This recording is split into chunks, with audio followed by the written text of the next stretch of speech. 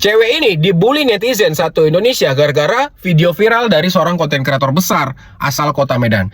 Kali ini kita tidak akan membahas siapa yang benar dan siapa yang salah.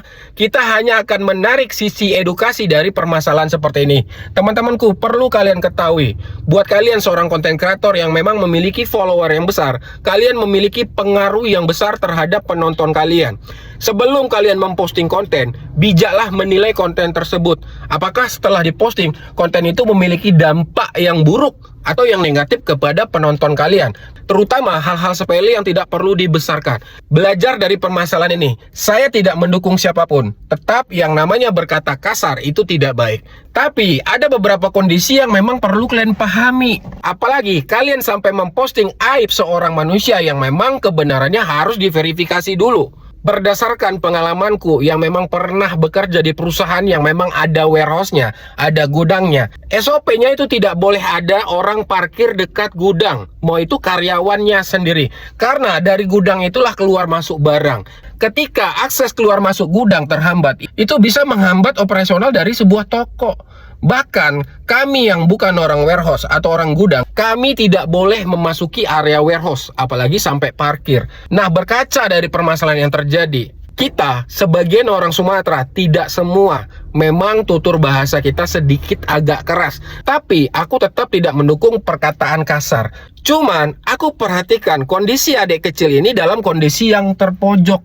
Sekasar-kasarnya bahasa kita orang Sumatera, kita cuman tidak suka dengan satu hal. Kalian tahu apa? Itu muka kalian ditunjuk. Itu merupakan sebuah penghinaan besar bagi sebagian orang. Mungkin tidak semua ya. Tapi kalau kalian menunjuk muka orang seperti ini, itu bagi kami orang Sumatera itu kasar, guys.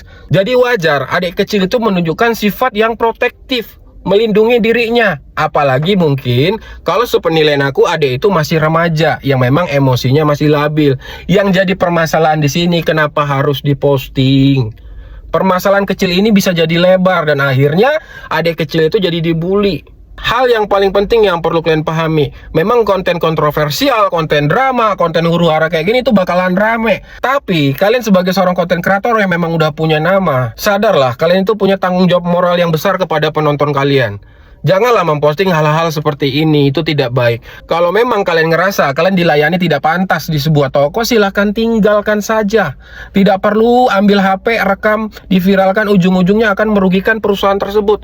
Kalau memang pelayanan dari toko itu buruk, kalian tidak perlu harus sampai posting sosial media. Kalian mungkin bisa protes melalui manajernya, atau mengetemui atasannya, tanpa harus kalian viralkan.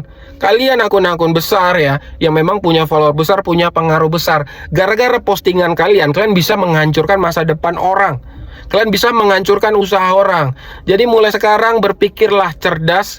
Jadilah manusia yang memang bisa berpikiran kritis dan bijaklah sebelum memposting konten. Mudah-mudahan ini bisa jadi pembelajaran buat kita, terkhusus konten kreator di Facebook. Kerjakanlah, jangan hanya terus.